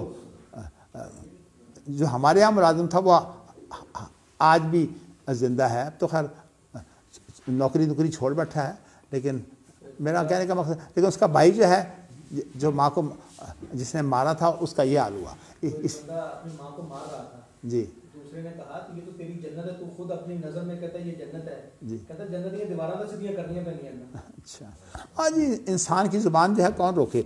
میں یہ تو واقعہ تو اصل میں بیسیوں بیان کیے جا سکتے ہیں، لیکن میں تو صرف آپ کو جو ہے وہ کہا کہ انسان کتنا جب شیطان ہوتا ہے تو کتنا بڑا شیطان بنتا ہے۔ چلیے، تو میں نے آپ کو اصل میں یہ لفظ اس لیے کہا تھا کہ یہ جو ہے نا، جس قرآن نے جس کو روک رکھا ہے، اصل بات یہ ہے کہ قرآن مجید کے بعض الفاظ ایسے ہیں جن کے اندر کوئی گنجائش ملتی ہے، جیسے کہ یہ لفظ خالدین فیہا، بلکہ بعض لوگ تو ابن تیمیہ ابن قیم پر جو ہے ایک الزام لگاتے ہیں، حالانکہ ان کا موقف یہ نہیں ہے۔ وہ یہ ہے کہ وہ کہتے ہیں کہ جنت اور جہنم جو ہے یہ بھی فنا ہو جائیں گے، یہ باقی نہیں رہیں گے ہمیشہ، ایک وقت تک۔ لیکن وہ لفظ یہ مادامت السماوات والارض، لیکن یہ ابن تیمیہ ابن قیم کا موقف نہیں، یا ان کی غلط جو ہے وہ ترجمانی کی گئی ہے۔ تو لیکن میں آپ کو بتانا ہی چاہتا ہوں کہ اس کی تشریح جو ہے نا مادامت السماوات والارض، اس سے معلوم یہ ہوتا ہے کہ یہ لفظ خلود کا جو ہے نا اس کے اندر کچھ گنجائش ہے. تو اس لیے ارحم الراحمین کے لیے تو کوئی رکاوٹ نہیں ہے. تو اس لیے میں نے آپ سے یہ بات کہی تھی کہ اس کے اندر کون لوگ شامل ہوں گے، اس کے لیے بہتر یہی ہے کہ یہ معاملہ اللہ کے سپرد کر دیا جائے. دیکھیں نا، اللہ سے پوچھنے والا تو کوئی نہیں. اور اسی لیے میں جنازے کے اندر ویسے بھی اللہ کا شکر ہے کہ جو دنیا سے جا چکے ہیں، جب ان کے لیے دعا کرتا ہوں تو یہ الفاظ مجھے بڑے ہی پسند ہیں حضرت عیسیٰ علیہ السلام کے، ان تعذبہم فإنہم عبادک وإن تغفر لہم فإنک انت العزیز الحکیم. اگر تو معاف کر دے تو عزیز الحکیم کا لفظ ہے کہ تو عزیز ہے. یہ نہیں مطلب عزیز اس کو کہتے ہیں جو بہت غالب ہو. تو غالب ہے، تو اسی کو روکنے والا تو ہے کوئی نہیں. اور پھر تیرا کوئی کام حکمت سے بھی خالی نہیں ہوتا. یہ مطلب صرف یہ غلبہ کوئی اندھی طاقت نہیں ہے اللہ کی. اللہ کے تو ہر کام میں حکمت بھی ہوتی ہے ساتھ. تو اس لیے اللہ کے بارے میں جو ہے وہ اچھا گمان رکھنا چاہیے. بلکہ میں تو کہتا ہوں اگر اس کے بارے میں کوئی تھوڑی بہت کوتاہی بھی ہو جائے نا تو اللہ کے بارے میں جو ہے وہ اچھا گمان نہیں جانا چاہیے. اس لیے کہ اللہ، یہ حدیث قدسی ہے، انا عند ظن عبدی بی، میں اپنے بندے کے گمان کے ساتھ ہوتا ہوں. اور نبی اکرم صلی اللہ علیہ وسلم نے اللہ کے بارے میں جو انداز اختیار کیا وہ اسی طرح کا کیا ہے. وہی خاص طور پر عبداللہ بن ابی کی جب نماز جنازہ آپ پڑھا رہے تھے تو یہ آیت اتری، استغفر لہم او لا تستغفر لہم ان تستغفر لہم 70 مرۃ فلن یغفر اللہ لہم. جب یہ آیت اتری تو آپ نے کہا کہ اللہ نے یہاں 70 مرتبہ کہا ہے، میں 70 مرتبہ سے زیادہ اس کے لیے بخشش مانگوں گا. اب دیکھیے نا، حالانکہ یہاں محاورتاً تو مفہوم واضح ہے. اس کا مطلب یہ نہیں ہے کہ کوئی یہاں اللہ نے کوئی تعداد مقرر کی ہے. مفہوم اصل میں یہ ہے کہ تم جتنا مرضی اس کے لیے بخشش مانگ لو، اس کو نہیں اللہ نے معاف کرنا. لیکن نبی اکرم صلی اللہ علیہ وسلم نے گنجائش کیسے نکالی ہے؟ گنجائش نکالی، نبی صلی اللہ علیہ وسلم نے گنجائش نکال کے حد بندی کر دی. ہاں جی. تو اس کا مطلب ہے کہ نبی اکرم صلی اللہ علیہ وسلم، دیکھیے وہ اللہ ارحم الراحمین ہے. اگرچہ آپ کا کوئی اللہ سے مقابلہ تو نہیں ہے، لیکن وما ارسلناک الا رحمۃ للعالمین تو حد بھی ہے نا. تو اس لیے آپ کی محبت جو ہے وہ ذرا اندازہ کیجئے. میں کہتا ہوں کہ کہیں کوئی ایسی بات ہو نا کہ ہمارا بچہ جو ہے وہ کامیاب ہو جائے، باقی سارے فیل ہو جائیں، تو ہم تو اسی چیز کو دیکھ کر مطمئن ہو جاتے ہیں بھی ہمارا بچہ تو کامیاب ہے. حالانکہ انسان کا مزاج جو ہے وہ ایسا ہونے کے باوجود محمد صلی اللہ علیہ وسلم کا آپ مزاج دیکھیے ہر وقت. یعنی اب جہنم سے نکالنے کے لیے جو ہے وہ کتنے لمبے سجدے ہیں، کیسی کیسی دعائیں ہیں، اور پھر محنت کی جا رہی ہیں. اور یہ کام آپ کا دنیا میں بھی تھا. تو ایسا مہربان شخص جو ہے اس سے دوری اختیار کرنا. میں اپنے بعض متعلقین، خاص طور پر جو بڑے بڑے عہدوں پر رہے ہیں، جب میں کوئی بات کرتا ہوں نا تو ہمارے ہاں ایک عام صورتحال ہے کہ یہ جو ہمارا معاشرہ ہے نا، اس کے اندر سنت کو ہلکا سمجھا جاتا ہے، حدیث کو ہلکا سمجھا جاتا ہے. تو بعض دفعہ کوئی ایسی بات ہوتی ہے، ایک صاحب ہیں، اللہ نے بڑی ان کو عزت دی ہوئی ہے، یہ نام کیا لینا ہے، تو میں ان سے ملنے کے لیے گیا تو مجھے کہتے ہیں کہ کافی بیمار بھی ہیں، عمر بھی کافی زیادہ ہے. تو مجھے کہنے لگے کہ جی آپ یہ بتائیے کہ میرا جو ہے وضو اگر ٹوٹ جائے تو میں کیا کروں، مجھ سے بار بار وضو نہیں ہوتا. تو میں نے کہا کہ نہیں، یہ نہیں کہا، بلکہ کہا کہ ہوا نکل جائے تو پھر کیا صورتحال پیدا ہوتی ہے. میں نے انہیں کہا کہ جی ہوا اگر نکل جائے تو 2 چیزیں جو ہیں وہ پہلے حتمی ہونی چاہیے. ایک تو یہ ہے کہ آواز آئی کہ نہیں، اگر آواز آئے گی تو پھر جو ہے وہ وضو ٹوٹ جائے گا. اور اس کے بعد جو ہے وہ پھر ایسا ہے کہ آپ بدبو آئی پھر بھی وضو ٹوٹ جائے گا. اور اگر یہ 2 چیزیں نہیں ہوئیں تو پھر گنجائش. تو جیسے کہ وہ حدیث میں آتا ہے تو مجھے فوراً کہتے ہیں کہ یہ قرآن میں ہے. وقت نہیں تھا ویسے بھی وہ اونچا سنتے ہیں، لیکن مجھے بڑا ہی دکھ ہوا اس بات کا کہ کہ لوگ جو ہے وہ سمجھتے ہیں کہ قرآن مجید میں تو نماز کا طریقہ بھی موجود نہیں ہے، قرآن مجید میں تو 30 روزوں کا بھی اس طرح ذکر نہیں ہے، قرآن مجید میں تو یہ تفصیلات ہیں ہی نہیں۔ لیکن یہ جو مصیبت بنی ہوئی نا ہمارے خاص طور پر جو بڑے عہدے داروں کو، ہر چیز قرآن میں ہونی چاہیے، یہ اصل میں ہے تو جہالت، لیکن چونکہ جب انسان بڑے عہدے پر ہوتا ہے تو اس کے بڑے مان ہوتے ہیں کہ پتہ نہیں میں کیا شے ہوں، جتنی عقل میرے پاس ہے اتنی کسی اور کے پاس ہے ہی نہیں۔ تو ایسی صورتحال جو یہ بہت زیادہ مشکل پیش آ جاتی ہے۔ میں اسی لیے جو ہے وہ عام طور پر حدیث کے بارے میں جو ہے وہ اللہ اکبر اللہ اکبر، سب سے پہلے جو ہے وہ کسی کو ایمان کے لیے ضروری ہے کہ نبی اکرم صلی اللہ علیہ وسلم سے اس کا پیار ہو، اور آپ سے یہ اصل میں پیار کی کمی ہے کہ جب انسان جو ہے یہ سمجھتا ہے کہ سیدھی سی بات یہ ہے کہ قرآن مجید ہی اگر دیکھ لے انسان، اتنی عقل استعمال کرے کہ کیا قرآن مجید اللہ نے انسان کو براہ راست دیا ہے؟ قرآن بھی تو محمد صلی اللہ علیہ وسلم کے بغیر نہیں آیا۔ قرآن میں تو یہ بھی نہیں ہے کہ باقاعدہ جو ہے سب کچھ ٹوٹ جاتا ہے۔ نہیں، میں کہتا یہی بات تو مجھ سے پوچھی نا، مجھے کہا کہ یہ قرآن میں ہے یا حدیث میں ہے؟ چونکہ میں عام طور پر حدیث کی باتیں زیادہ کرتا ہوں تو انہوں نے مجھے کہا یہ حدیث میں ہے کہ قرآن میں ہے۔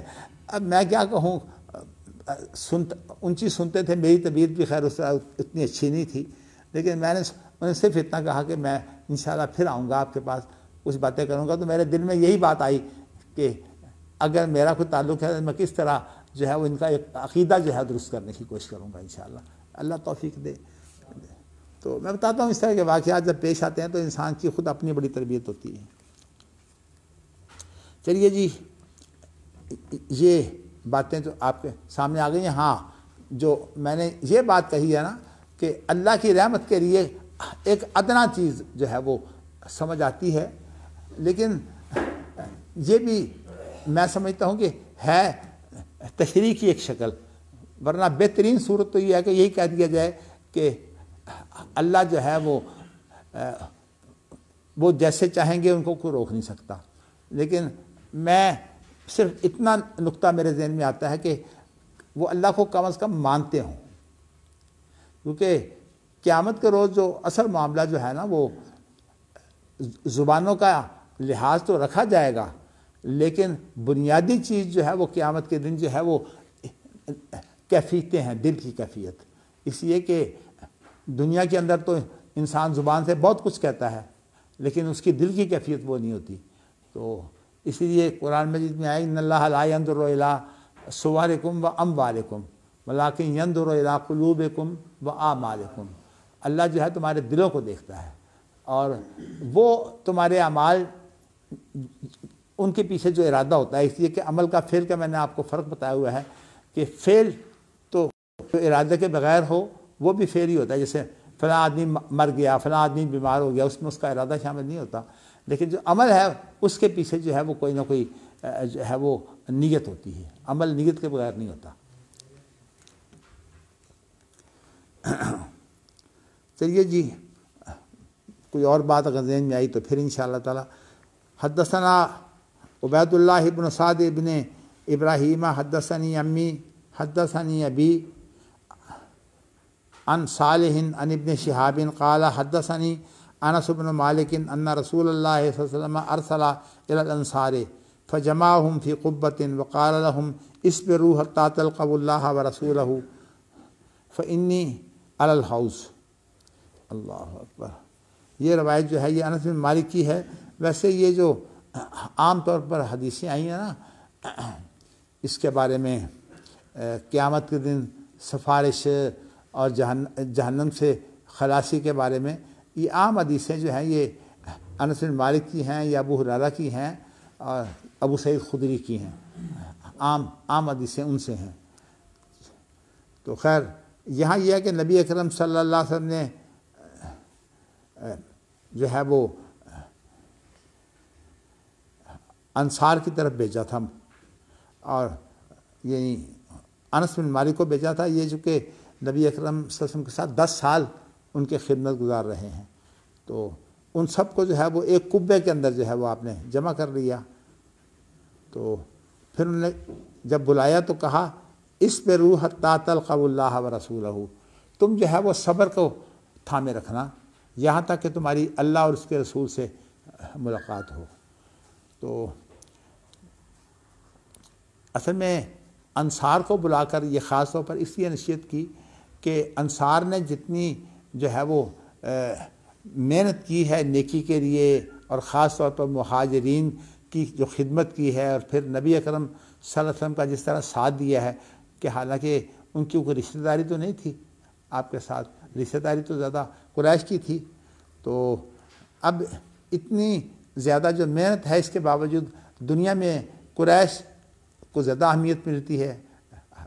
آپ پیچھے پڑھ چکے ہیں کہ جو خلیفہ کا معاملہ بھی جو ہے وہ قریش کے ساتھ وابستہ ہے، تو اس لیے نبی اکرم صلی اللہ علیہ وسلم نے انہیں بلا کر جو ہے وہ خاص طور پر نصیحت کی کہ تم صبر کرو۔ تو مطلب ہے صبر کو تم نے، اور اس وقت تک تم نے صبر کرنا ہے یہاں تک کہ حوض کوثر پر میری تمہارے ساتھ ملاقات ہوگی۔ یعنی اس میں یہ بتایا کہ میں تمہاری ان محنتوں کا اجر جو ہے وہ حوض کوثر پر دوں گا۔ اچھا، یہاں جو لفظ ہے نا حتیٰ تلقوا اللہ و رسولہ، یہاں تک کہ تم اللہ اور اس کے رسول سے ملو، اس کے اندر وہ نقطہ ہے جو اصل باب ہے نا۔ یہ حدیثیں کس باب کے تحت آ رہی ہیں؟ وہ آ رہی ہیں کہ وجوہ یومئذ ناظرہ الی ربہا ناظرہ، کہ تر و تازہ چہرے۔ تو اصل میں اس کے اندر جو ہے وہ حوض کوثر پر جو لوگ آئیں گے اور ان کو پانی ملے گا تو ان کے چہرے تر و تازہ ہو جائیں گے۔ یعنی اس لفظ کے اندر جو ہے یہ معنوی طور پر یعنی اس کا تعلق ہے۔ تو میں نے آپ کو بتایا کہ امام بخاری جب احادیث لاتے ہیں تو اس میں ضروری نہیں ہوتا کہ ظاہری الفاظ ہی ہوں، معنویت جو ہے وہ معنوی طور پر بھی اگر وہ چیز پائی جائے تو وہ حدیث لے آتے ہیں ایک دلیل کے طور پر۔ چلیے آگے، حدثنی ثابت بن محمد حدثنا سفیان عن ابن جریج عن سلیمان الاحول عن طاؤوس عن ابن عباس رضی اللہ عنہما قال کان النبی صلی اللہ علیہ وسلم اذا تہجد من اللیل قال اللہم ربنا لک الحمد انت قیم السماوات والارض ولک الحمد انت رب السماوات والارض ومن فیہن ولک الحمد انت نور السماوات والارض ومن فیہن انت الحق وقولک الحق ووعدک الحق ولقاؤک الحق والجنت حق۔ اللہ اکبر، اللہ اکبر۔ والنار حق والساعۃ حق، اللہم لک اسلمت وبک آمنت وعلیک توکلت والیک خاصمت وبک حاکمت فاغفر لی ما قدمت وما اخرت واسررت واعلنت وما انت عالم به منی لا الہ الا انت۔ صحیح۔ اب یہ جو امام بخاری حدیث لائے ہیں اس میں لفظ ہے نا وَلِقَاؤُكَ الْحَقِّ، یہ ہے محل شاہد کہ اللہ کی ملاقات جو ہے وہ حق ہے۔ کیا مطلب؟ کہ اللہ کی ملاقات جب ہوگی تو اللہ کو دیکھیں گے۔ دیکھیے نا امام بخاری کے اجتہادی نقطے کتنے باریک باریک ہیں۔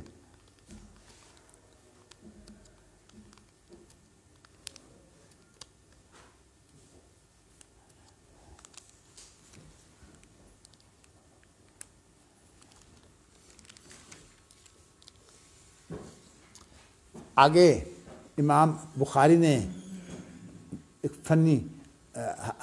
فن حدیث کی روح سے ایک نقطہ اس کی وضاحت کی ہے، وہ یہ ہے کہ انت قیم السماوات والارض ہے نا یہاں، جی اللہم ربنا لک الحمد انت قیم السماوات والارض، اس کے بارے میں امام بخاری جو ہیں وہ اب قرآن مجید میں جو ہے وہ قیم کا لفظ کہاں آیا جی قاری صاحب؟ قیم نہیں ہے، ہاں جی ہاں دین القیم کے بارے میں آیا یہ بات، لیکن یہاں اب یہ مسئلہ آپ قاریوں کا مسئلہ ہے کہ قیس بن سعد اور ابو زبیر جو ہے وہ طاؤس سے جو ہے وہ یہاں انہوں نے قیم السماوات کی بجائے لفظ قیام ذکر کیا ہے، قیام، اور قیوم اور قیام جو ہیں وہ یہ ایک ہی، دونوں صرف مشبہ ہیں۔ تو اسی طرح جو ہے وہ یہاں تو طاؤس سے بیان کیا ہے، اور طاؤس جو ہیں یہ تابعی ہیں، اور پھر مجاہد وہ بھی تابعی ہیں، ان سے قیم کی جگہ پر لفظ قیوم کا ذکر کیا ہے۔ تو اچھا، پھر مفہوم خود بیان کر دی ہے، القائم علی کل شیء، ہر چیز پر جو ذمہ دار ہوتا ہے نا اس کو کہا جاتا ہے قیوم یا قیم۔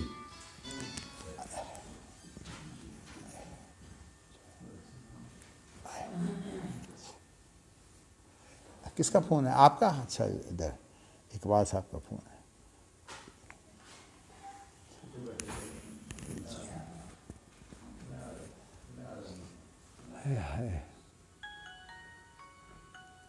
وقرا عمر القیام القیام وکلاہما مدح، جی، تو حضرت عمر کی جو قرات ہے نا اس کے اندر لفظ قیام ہے، قیوم کی بجائے۔ یہ جو ہے نا آیت الکرسی کے اندر الحی القیوم، تو حضرت عمر کی جو قرات ہے اس کے اندر قیام ہے۔ ہاں جی، یہاں قاری حضرات بیٹھے ہوئے ہیں، ہاں یہ قرات ہے، روایت ہے، یہ بتائیں۔ القیام آیت الکرسی کے اندر متواتر میں نہیں ہے ویسے، ہاں جی، متواتر میں تو نہیں ہے، متواتر کی آواز میں ہے۔ اللہ اکبر۔ میں آپ کو یہ بتاؤں کہ مسئلہ تو ویسے اہم ہے، اس لیے واضح کر ہی دینا چاہیے۔ یہ بہت اہم مسئلہ ہے کہ یہ جتنے بھی بڑے بڑے قاری ہیں جن کے نام پر جو ہے وہ آگے قراتیں چلی ہیں، پھر اس کے بعد روایتیں چلی ہیں، یہ سارے کے سارے امام بخاری کے بعد ہیں۔ تو صورتحال یہ ہے کہ ان کا تعین یہ وہ نافع نہیں ہے، نہیں یہ وہ نافع نہیں ہے جو ابن عمر کے شاگرد ہیں۔ نہیں وہ تو نہیں ہے، لیکن امام نافع یہ تابعین تبع تابعین، امام بخاری بھی تبع تابعی ہیں خود۔ خیر چلیے، میں ایک بات کرتا ہوں کہ یہ ضروری تو نہیں ہے نا کہ اب نافع جو ہے وہ حجت ہوں اور امام بخاری حجت نہ ہوں۔ اس کے لیے ہمارے بعض شاگردوں کو بڑی تشویش پیدا ہوئی ہے، تو انہوں نے بلکہ میری موجودگی میں، اس سے یہ نام لینے میں کیا حرج ہے، اتنی بات ہے، ڈاکٹر حافظ زبیر نے اوپن یونیورسٹی کے اندر میری صدارت تھی، تو انہوں نے تقریر کی اور کہا کہ یہ جو شرط ہے نا تواتر کی، یہ غلط ہے، قرآن مجید کے بارے میں کوئی تواتر کی شرط نہیں، خبر واحد سے ثابت ہونا چاہیے، قرآن کافی ہے۔ خیر میں سمجھتا تھا کہ یہ جلد بازی انہوں نے کی ہے، تو میں نے اس وقت تو خیر اتنا ہی جواب کافی سمجھا ان کے لیے۔ میں نے کہا اصل بات یہ ہے کہ قرآن مجید کے جو اصول ہیں نا تلاوت کے، یہ ایک مستقل علم ہے، تو اس لیے آپ جو ہے جلد بازی نہ کریں۔ خبر واحد جو ہے وہ حدیث کے لیے کیوں کافی ہے اور قرآن مجید کے لیے خبر واحد کیوں کافی نہیں ہے، اس کے پیچھے بہت سی حکمتیں ہیں۔ ایک حکمت تو میں ویسے عام طور پر بیان کیا کرتا ہوں کہ معنی کے لیے جو ہے وہ ایک آدمی بھی کافی ہوتا ہے، اگرچہ خبر واحد سے مراد صرف ایک نہیں ہوتا، 4-5 بھی ہو تو خبر واحد ہی ہوتی ہے، تو معنی کے لیے مراد کے لیے تو ایک آدمی بھی کافی ہوتا ہے، لیکن جو الفاظ ہیں نا ان کے لیے ایک آدمی کافی نہیں ہوتا۔ اور میں عام طور پر مثال دیا کرتا ہوں، جیسے آپ بھی دیکھ لیں کہ اب آپ میرے سامنے بیٹھے ہوئے ہیں، میں اگر یہ کہوں نا کہ میرے درس میں سے کوئی ایک جملہ جو ہے وہ آپ دہرا دیں، آپ کو کسی کو بھی ایک جملہ بھی نہیں آپ دہرا سکتے.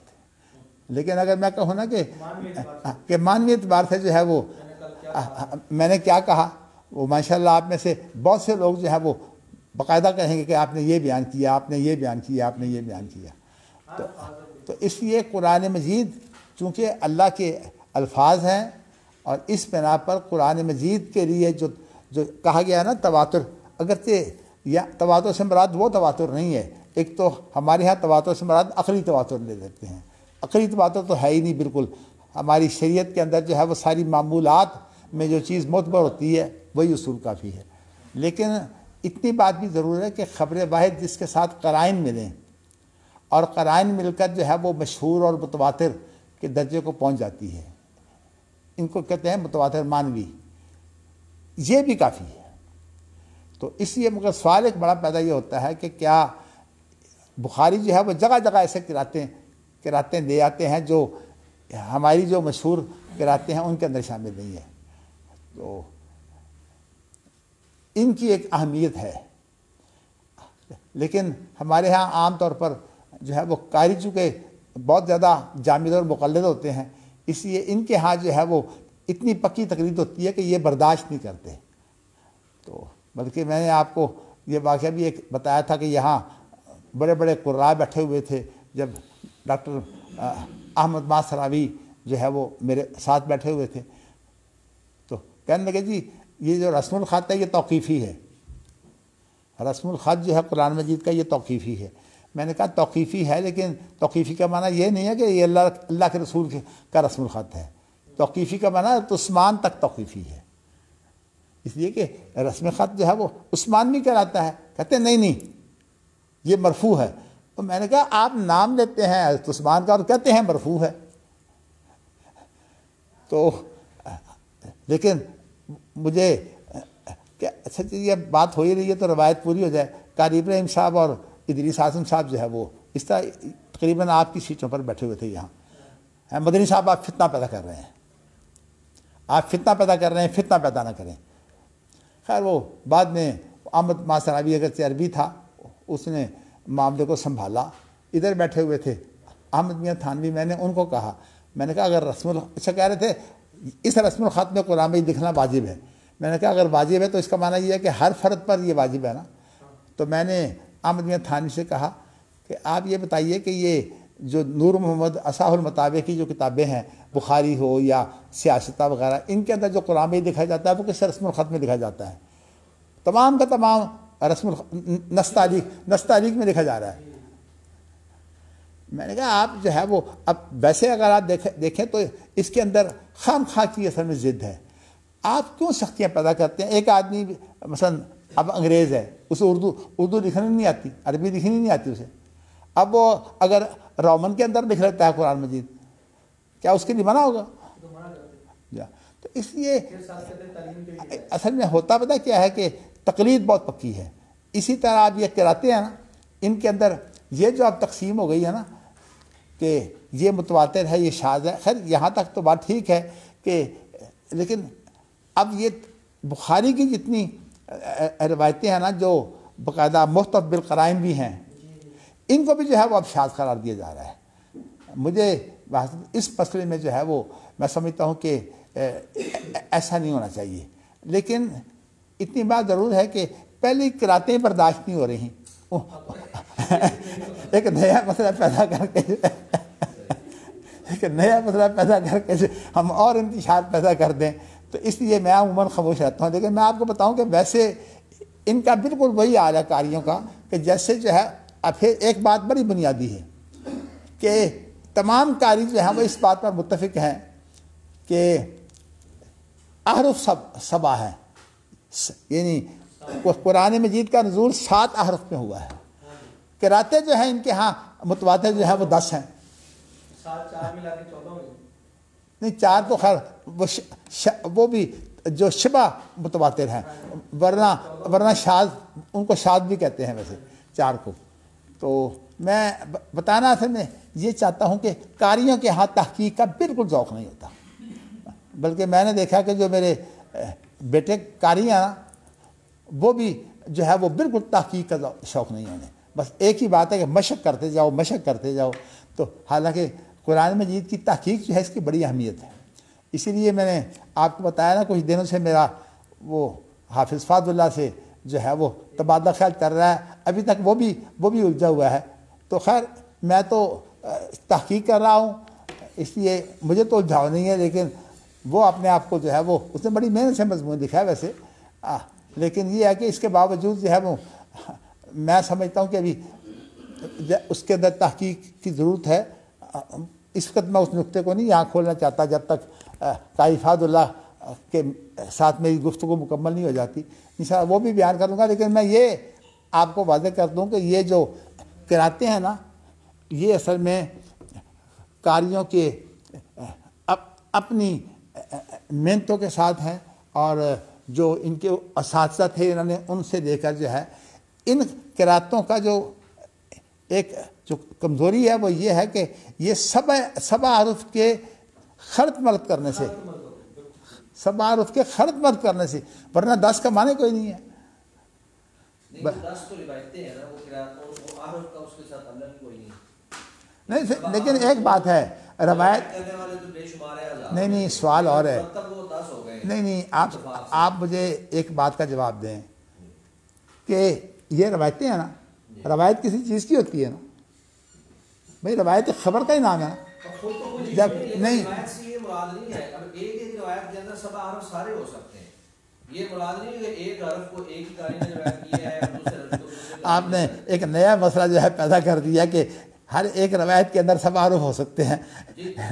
نہیں یہ آپ ابھی ذرا مزید نہ کھلیے، ساری پٹاری کھل جائے گی. اصل میں بات یہ ہے کہ نہیں اس وقت بھی نہیں ہے. میں آپ کو صرف اتنی بات بتانا چاہتا ہوں کہ بلکہ وہ کون ہے مجاہد، ہیں جی، جو وہ کہتے ہیں کہ قراتیں ساتھ ہی ہیں. تو اب یہ بھی تو ایک قول موجود ہے نا ساتھ کا. اصل بات یہ ہے کہ جب آپ 10 بناتے ہیں تو پہلے سے یہ مسئلہ طے پا جائے گا، کیونکہ روایت تو کسی چیز کی ہو رہی ہے. جس چیز کی روایت ہو رہی ہے وہ سبع حرف نہیں ہے. یعنی آپ یہ نہیں کہہ سکتے کہ ہر قرات جو ہے یہ فلاں حرف ہے، یہ فلاں حرف ہے، یہ فلاں حرف ہے. یہ آپ کہیں جب آپس میں خلط مرد ہو گیا تو خلط مرد ہونے کے بعد اب صورتحال ہماری یہ بنی ہوئی ہے کہ ماشاءاللہ چونکہ قاری یہاں ایک بڑی تعداد میں موجود ہیں کہ اگر قراتیں گننے لگو تو یہ 1000 کے قریب بن جاتی ہیں. ویسے تو 80 تو روایتیں وہ ہیں نا جن کو آپ متواتر کہتے ہیں. ویسے اگر ہاں جی اچھا آپ بتائیے کہ جب اتنی قراتیں ہیں تو اس کے بعد کیا رہ جائے گا باقی. اصل میں بات یہ ہے کہ یہ قاریوں کی محنتیں ہیں، اور اس کے ساتھ ساتھ جو ہے وہ آپ دیکھیے اختیارات قاریوں کے ہیں. تو آگے اور چلیے، اب مراکش والوں نے جو ہے وہ صرف جو اپنی روایت ورش ہے نا اس کی جو ہے وہ 10 قراتیں بنا دی ہیں. ہاں جی کیا نام ہے؟ امام نافع کے آگے 10 طریق. ہاں امام نافع کی آگے 10 روایتیں بنا دی ہیں، اور یہ مراکش والوں نے جو ہے وہ محنت کی ہے. اور اصل میں بات یہ ہے کہ ان کو جو ہے وہ میں سمجھتا ہوں کہ اب عوام کے لیے تو یہ مسائل نہیں ہیں، لیکن علمی دنیا میں ان چیزوں کی تحقیق کی ضرورت ہے.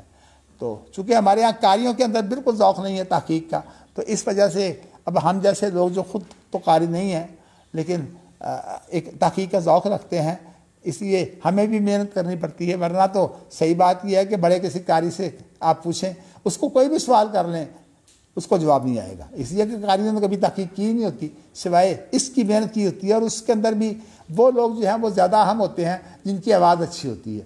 قاری سمجھے اسے جاتا ہے جس کی آواز اچھی ہو، اور جس بیچارے کی آواز اچھی نہ ہو کتنا بڑا قراتوں کا ماہر ہو اسے کوئی اہمیت ہی نہیں دیتا. تو یہ ساری کمزوریاں جو ہیں موجود ہیں. تو اس لیے یہ جو قراتیں ہیں نا یہ صرف ایک فتنے کو روکنے کے لیے سے. تو آپ کو یہ بتاؤں کہ حضرت عثمان نے جو قرآن مجید کو جمع کیا تھا، لیکن حضرت عثمان نے جو قرآن مجید جمع کیا تھا وہ 7 حروف تھے. تو 7 حروف کے بعد پھر یہ 10 قراتیں اور 20 روایتیں، پھر اس کے بعد 80 روایتیں جو تواتر کی آپ نے صورتیں بنائی ہوئی ہیں، ساری جو ہے وہ قاریوں کی محنتیں ہیں. تو اس لیے اب وقتی طور پر تو ٹھیک ہے، مسئلہ اسی میں ہے جیسے کہ اللہ کے رسول صلی اللہ علیہ وسلم نے بیت اللہ کو جو ہے وہ کعبے کو مکمل نہیں کیا. تو اسی طرح میں بھی سمجھتا ہوں کہ اس کے اندر عوام کے سامنے یہ فتنہ نہیں ہونا چاہیے، لیکن چونکہ آپ ماشاءاللہ علماء ہیں اور آپ کے اندر جو ہیں وہ ایسے لوگ بھی ایک بڑی تعداد میں موجود ہیں جو قاری ہیں، تو اس وجہ سے میں نے آپ کو توجہ دلائی ہے کہ یہ آپ کا کام ہے کہ اس کے لیے آپ تحقیق کریں۔ چلیے جی، آج اتنا ہی رہنے دیتے ہیں۔ تحقیق شروع ہوگی تو 5 سال اور متواتر نکلیں گے۔ ہاں جی، تحقیق شروع ہوگی تو 5 سال اور متواتر ہو جائیں گے۔ میں آپ کو بتاؤں کہ نہیں، ویسے آپ کو یہ بتاؤں کہ مجھے حافظ طاہر اسلام نے نام دیا، ایک حافظ عبدالقیوم ہیں اپنا پنجاب یونیورسٹی میں پروفیسر، آپ پی ایچ ڈی بھی ہیں، ان کی کتاب ہے جمع و تدوین قرآن۔ انہوں نے کہا جی آپ، میری جو اصل الجھن بنی تھی وہ یہ تھی، خزیمہ اور ابو خزیمہ والی الجھن جو ہے میری تھی، تو میں نے اس سلسلے میں پھر حافظ طاہر اسلام سے بھی بات کی تھی، تو انہوں نے مجھے کہا کہ فلاں کتاب جو ہے آپ اس کو پڑھیں، تو میں نے اس کا پرنٹ کروایا قاری صاحب سے، تو جب بلکہ اصغر صاحب سے، تو جب یہ پرنٹ جو ہے وہ میرے پاس آیا، میں نے پڑھا، اس کے اندر کچھ بھی نہیں تھا۔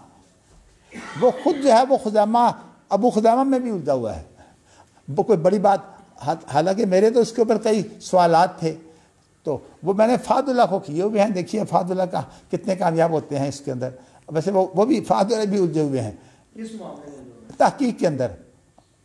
اصل میں سوال پتہ کیا پیدا ہوتا ہے کہ حضرت عثمان کی جو ہے وہ تو شرط تھی دو تحریروں کی، ابو بکر صدیق کی یہ شرط تھی کہ نہیں، بس سوال تو یہ ہے، کیونکہ اگر ابو بکر صدیق کی شرط ہو تو ابو خزیمہ تو وہ آدمی نہیں ہے جس کی شہادت جو ہے وہ 2 کے برابر ہو، وہ تو خزیمہ بن ثابت ہے، تو جو احزاب کی آیت ہے وہ تو خزیمہ بن ثابت سے، اس پر تو اعتراض کوئی نہیں ہوتا، لیکن ابو بکر صدیق کی بھی اگر یہی شرط ہو تو پھر سب سے بڑی الجھن یہ پیدا ہوتی ہے کہ جو ابو خزیمہ ہے وہ اکیلا ہے، آپ کہتے ہیں کم از کم 2 کی شرط تھی، ایک بات تو جو ہے وہ اس طرح کے سوالات ہیں کئی جو پیدا ہوتے ہیں، لیکن دیکھیے میں ایسے خام خواہ آپ کو اس لیے نہیں جانا چاہتا کہ پہلے ایک مجھے تو تحقیق ہو جائے نا اپنی، پھر میں کم از کم اگر آپ الجھیں گے تو آپ کو میں ایک اپنے اعتماد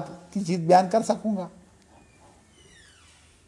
اس میں جو میں سمجھا ہوں نا، ہاں جی، وہ یہ ہے کہ حضرت ابو بکر صدیق رضی اللہ عنہ کے دور میں بھی آپ ایسا کریں جی،